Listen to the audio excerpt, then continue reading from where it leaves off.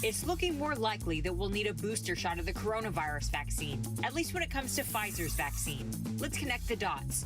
Pfizer's CEO now says that people who receive the Pfizer vaccine will likely need a third dose between 6 and 12 months after initial vaccination. That third shot is needed to fight against coronavirus variants that have developed. After that, he said getting your coronavirus vaccine would likely become an annual event, kind of like getting your flu shot every year. But researchers still don't know for sure how long protection against the virus will last. That's because not all vaccines and not all viruses are the same.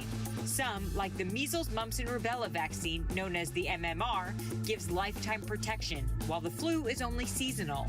So far, both Pfizer and Moderna are reporting their vaccines offer protection through at least 6 months. The problem right now are variants, which continue to spread.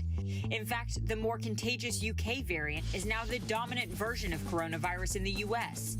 While limited research shows both Pfizer and Moderna's vaccines work against the variants, more research is needed, and there's always a concern a new one will emerge.